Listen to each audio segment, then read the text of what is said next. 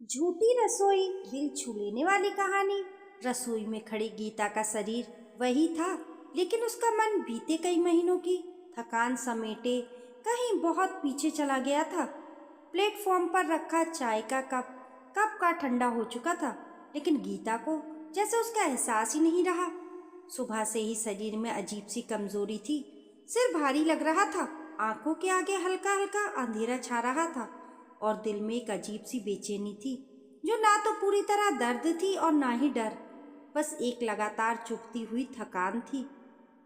Doctor की कही बात उसके कानों में गूंज रही थी। बीपी लो रहता है, सुबह खाली पेट बिल्कुल मत रहना। इसी डर से उसने आज बिना नहाए बिना पूजा पाठ किए जल्दी जल्दी नाश्ता बना लिया था। उसने सोचा था कि पहले थोड़ा खाकर दवाई ले लेगी, फिर जैसे ताकत बनेगी वैसे नहा भी लेगी, पूजा भी कर लेगी। लेकिन उसे क्या पता था कि ये छोटी सी समझदारी उसके लिए फिर बड़ा अपराध बन जाएगी। कमरे का दरवाज़ा खुला और सुनील अंदर आया। उसके चेहरे की सिकने, उसकी चाल की तेजी और आंखों में झलकती चिंता बता रही थी कि बाहर कुछ ठीक नहीं चल रहा।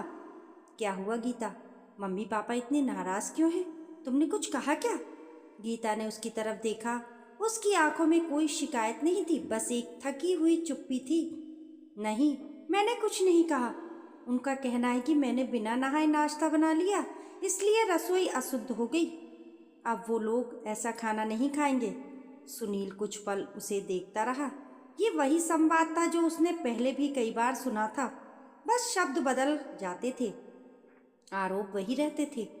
चलो मैं बात करता हूँ, कहकर वह बाहर चला गया। हॉल में वही पुराना दृश्य था।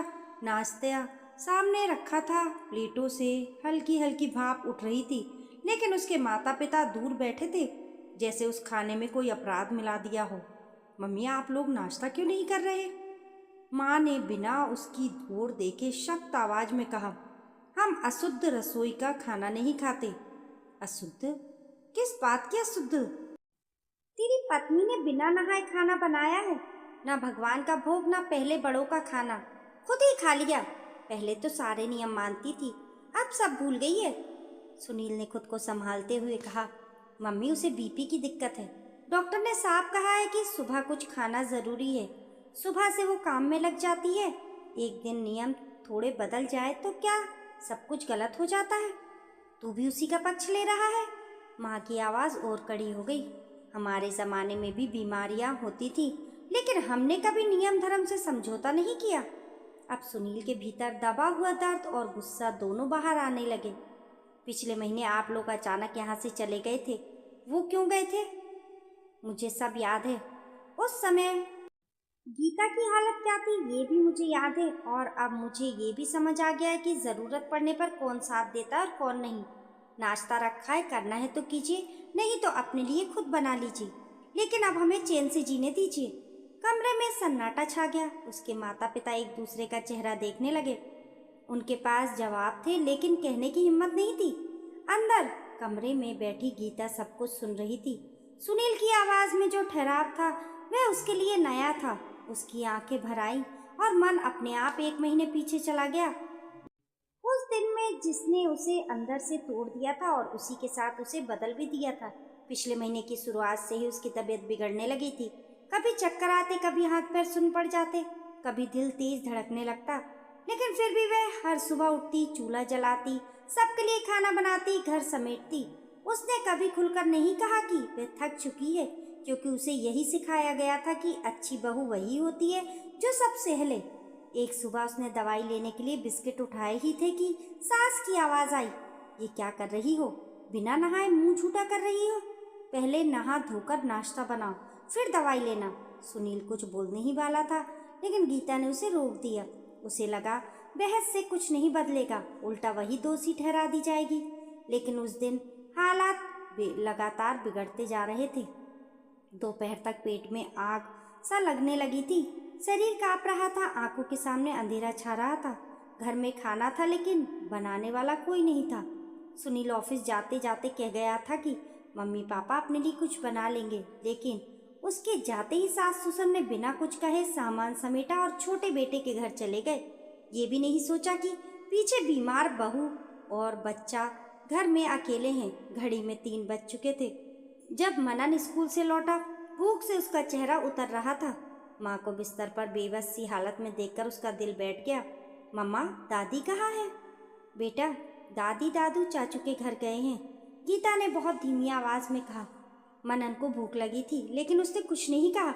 वह समझ गया था कि माँ की हालत ठीक नहीं है। रसोई में जाकर चुपचाप देखने लगा कि कुछ खाने को मिल जाए। बर्तन गिरने की आवाज़ आई तो गीता घबरा गई। मनन, भूख लगी है क्या?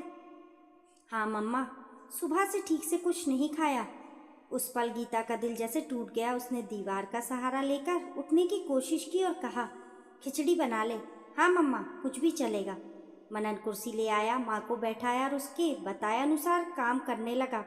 चावल कम पड़े, दाल ज़्यादा हो गई, नमक कम लगा। सब ठीक करते करते 1 घंटे बाद सादी सी खिचड़ी बनी। उसमें ना तड़का था ना सब्जी, लेकिन उसमें माँ बेटे की मजबूरी, समझ और प्यार भरा हुआ था। जब मनन उसके पास बैठकर खिचड़ी खाने लगा, गीता की आंखों से आंसू बहने लगे। उसे उस पल साफ समझ आ गया कि अगर वह खुद का ध्यान नहीं रखेगी तो ये बच्चा सबसे ज़्यादा टूटेगा। उसी दिन उसने मन ही मन फैसला कर लिया कि अब वह अपनी सेहत को नियम धर्म की बलि नहीं चढ़ाएगी। वह उतना ही करेगी जितनी उसकी ताकत होगी, अपनी सीमा से ज़्यादा नहीं। आज वही गीता है, लेकिन अब बदली हुई। अब वह हर सुबह पहले दवाई लेती है, थोड़ा खाती है, फिर घर के काम करती है। अब वह हर बात पर चुप नहीं रहती, लेकिन बेवजह लड़ती भी नहीं।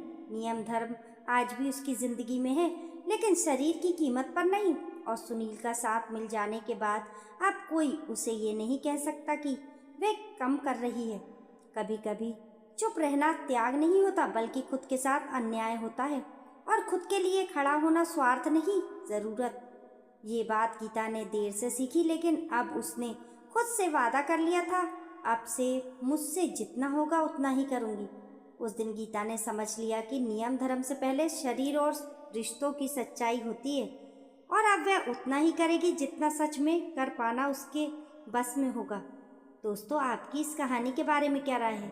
हमें कमेंट करके ज़रूर बताएं, और कहानी पसंद आने पर लाइक और शेयर करें। ऐसी ही अच्छी अच्छी कहानियों के लिए चैनल को सब्सक्राइब करना ना भूलें। मिलते हैं फिर एक नई कहानी के साथ। तब तक के लिए नमस्कार।